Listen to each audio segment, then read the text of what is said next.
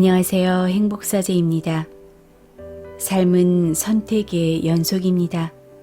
그리고 선택에는 반드시 책임이 따르죠. 여러분은 지금 어떤 선택을 준비하고 계신가요? 또 그 선택은 과연 여러분 자신의 신념과 기준에 따른 것인지요? 끊임없이 끼어들어 내 삶을 지배하는 타인의 시선과 평가, 그리고 세상의 잣대, 우리는 과연 그것들로부터 얼마나 자유로울 수 있을까요? 내 인생의 그 수많은 선택에서 정작 내 자신은 없었기에 결국 상실감에 휘청거리고 방황했던 기억 혹시 있으신가요? 내 선택의 중심에 정말 내가 존재하기는 했었나? 지금 난 타인의 삶이 아닌 온전한 나로 살아가는 길을 가고 있는가? 이런 의문과 갈등을 겪어보신 분이라면 오늘 이 책에 한번 주목해 보시길 바랍니다. 청지량의 그때 왜 그 선택을 했을까? 출판사는 홍익출판 미디어그룹입니다. 저자는 심리학을 기반으로 인문 에세이를 쓰는 작가이자 컨설턴트, 크리에이터 등 다양한 방면에서 자신의 능력을 펼치고 있습니다. 실행을 통해 성장하는 법을 배운 그는 남들의 말에 휩쓸리지 않고 나만의 길을 갈 수 있도록 도와주는데요. 저자는 이 책을 쓴 이유를 이렇게 말합니다. 사람들이 행복하고 주체적인 삶을 사는데 도움을 주기 위함이다 라고요. 혹시 지금 내가 아닌 타인의 삶을 살고 있는 것처럼 느껴진다면 그의 조언이 좋은 길잡이가 될 듯 합니다. 우리는 내 자신이 무엇을 원하는지를 끊임없이 직시함으로써 나의 신념과 가치가 내 선택의 기준이 될 수 있도록 이끌 수 있습니다. 그리고 타인의 시선에서 벗어나 온전히 나의 삶을 사는 길에 들어설 수 있지요. 오늘의 작은 선택들이 내일의 인생을 만든다는 것, 그리고 내 인생의 답은 오직 나에게서만 찾을 수 있다는 것을 기억하며 함께 책 속으로 들어가 보겠습니다.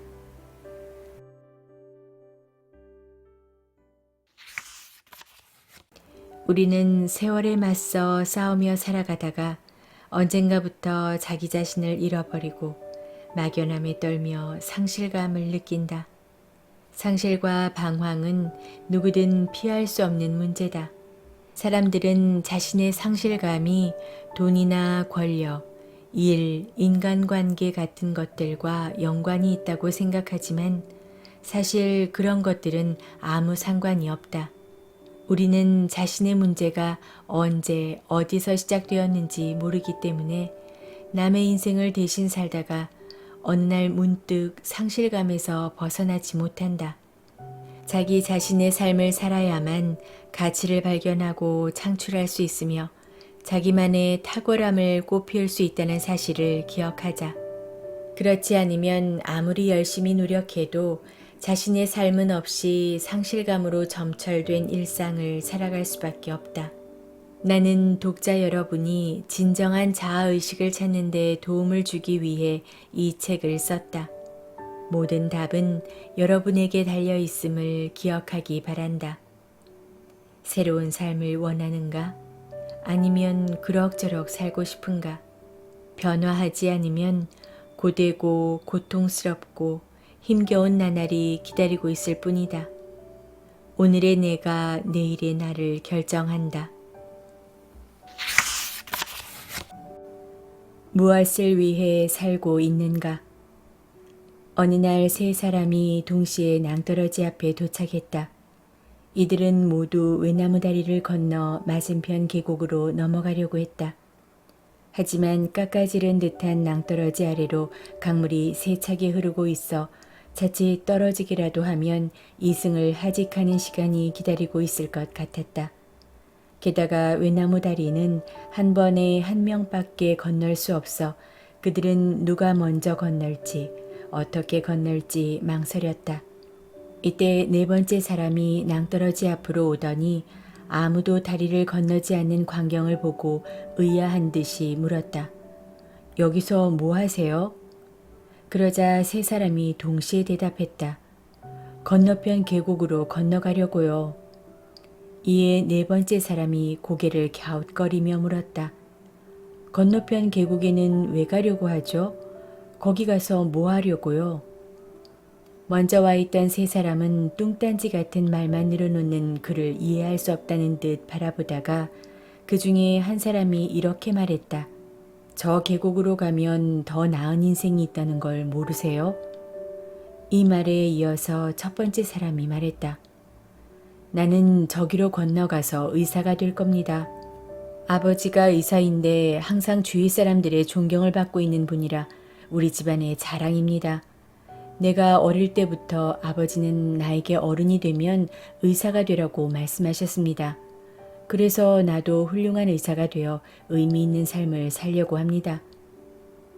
이 사람은 아버지라는 인생 모델에 갇힌 전형적인 사례다. 부모는 자신이 가치 있다고 믿는 방식으로 자녀를 교육하면서 아이가 자신의 염원대로 자라기를 바란다. 어떤 부모들은 아이에게 이것은 옳지 않다, 저것은 어리석다, 이것은 좋지 않다, 저것은 위험하다, 끊임없이 충고하고 조언한다. 자녀가 본인의 생각과 상관없이 부모의 뜻대로 행동하기를 바라며 부모의 눈높이에서 더 좋고 더 안전한 방식으로 살라며 끝없이 채찍질한다. 두 번째 사람이 말했다. 나는 대학교에 다닐 때 매년 장학금을 받을 정도로 뛰어난 학생이었죠. 지도 교수님은 나에게 남보다 앞서갈수록 잘 살 수 있다고 항상 말씀하셨습니다. 나는 다른 사람들이 오기 전에 빨리 건너가 새로운 인생을 개척하려고 합니다. 그는 특정한 가치관에 부합하도록 교육받고 안전한 방식, 옳은 방식, 좋은 방식을 배워온 우리 자신의 모습이다. 이로 인해 우리는 맹목적으로 남들과 경쟁하며 남보다 앞서야만 잘 살 수 있다고 믿어왔다. 그러면서 항상 큰 소리 쳤다. 더 빨리 달려. 멈추면 지는 거야. 이어서 세 번째 사람이 입을 열었다. SNS에서 많은 사람이 퇴사 후에 스타트업을 창업해서 투자받는 것을 보셨죠? 요즘이야말로 창업하기에 적기라고 생각되어 오랜 꿈을 이루기 위해 다리를 건너려 합니다. 거기 가면 나만의 제국을 만들어 스티브 잡스처럼 위대한 경영자가 될 겁니다. 세 번째 사람은 마치 외나무 다리만 건너면 곧바로 스티브 잡스처럼 될 수 있다는 듯이 말을 하면서 내내 행복에 젖어 있었다. 우리는 학교를 졸업하고 사회에 나오면 자신만의 공간과 능력이 땅에서 솟아날 거라고 믿는다. 그래서 크게 성공한 사람을 무의식적으로 따르고 그들의 성공 모델, 생활 방식, 심지어 옷차림까지 모방한다. 성공한 사람의 방식대로 살면 자신도 성공할 것이라는 환상에 사로잡혀서 사회적인 성공이야말로 사람답게 사는 유일한 길이라고 생각한다. 먼저 와 있던 세 사람의 말을 들은 네 번째 사람은 자기만 아무 생각 없이 살고 있음을 깨달았다. 그는 인생의 목적도 의미도 가치도 없이 살아가는 자신이 너무 불쌍하게 생각되었다. 한동안 생각에 잠겼던 그는 자신도 현재의 삶과 작별하고 낭떠러지 건너편에 가서 새로운 인생을 시작하기로 마음먹었다. 그래, 맞아. 모든 사람이 다리만 건너면 새로운 세상이 열린다는데 나라고 외면할 수 없지. 그는 뒤도 안 돌아보고 먼저 와 있던 사람들 틈에 합류했다. 이 이야기를 통해 우리는 사람이 어떻게 틀에 박힌 존재로 바뀌는지를 알 수 있다. 이렇게 고착된 자아의식은 웬만한 충격에도 흔들리지 않고 고집스럽게 자기만의 길에 매달리게 된다. 우리들 대부분은 자기가 구축해 놓은 확실성과 안정감 속에서 살아가면서도 마음속으로는 다양한 속박에 갇혀서 두려움에 떤다. 눈치챘겠지만 위 이야기에 등장하는 네 사람은 모두 타인의 기대에 부응하기 위해 외나무 다리를 건널 결심을 했다. 타인의 기대에 부응하기 위해 살아가는 그들의 모습에서 그 사람만의 진짜 삶은 찾아볼 수 없다. 이런 사람들의 특징은 하루하루 꾸려가는 일상 속에서 자신의 생각과 소망이 없고 자기답게 살 수 없으며 자신이 바라는 대로 사는 능력을 상실한다는 점이다. 100년을 살아도 자기 자신은 없는 허망한 인생으로 살아갈 것인가? 위에서 만난 네 사람은 우리에게 그런 질문을 던지고 있다. 뭔가를 추구하려면 대가가 따른다. 외나무 다리를 건너려던 사람들은 뜻을 이루었을까? 낭떠러지 건너편에는 무엇이 그들을 기다리고 있었을까? 이야기를 더 들어보자.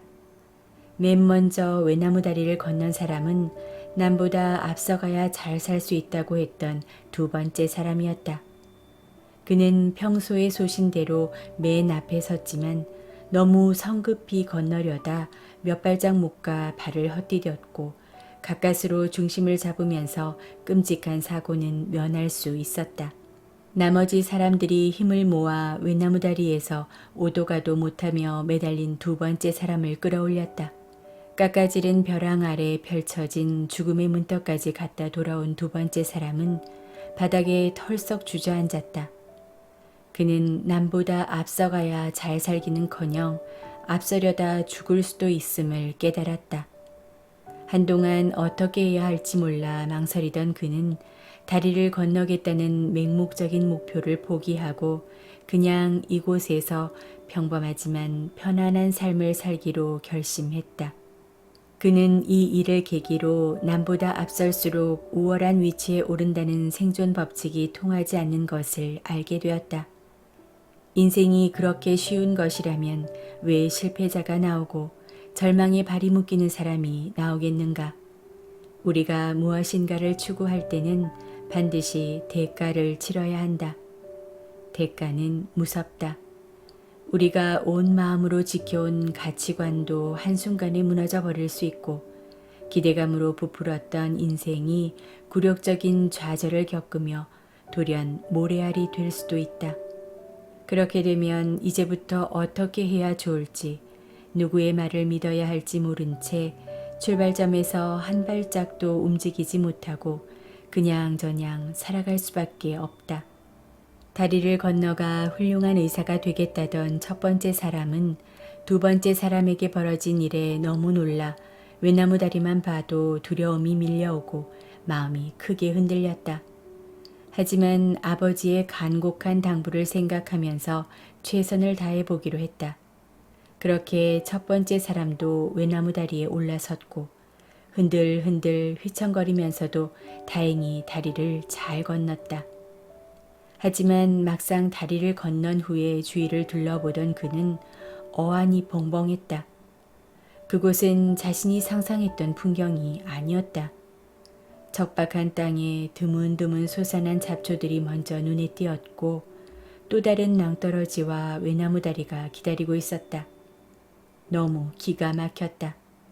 그래도 그는 모든 어려움을 이겨내고 몇 년 후 마침내 의사가 되겠다는 꿈을 이루었다.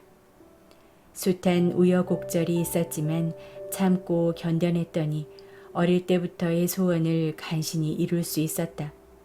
그러나 그것만이 전부는 아니었다. 그는 어느 병원에 취직해서 인턴으로 일하는 2년 동안 월급도 제대로 받지 못하고 병원에서는 중요한 임무를 맡지 못했다. 허구한 날 보조 역할만 할 뿐이고 자질구레한 일들로 쉴 새 없이 바쁘기만 했다.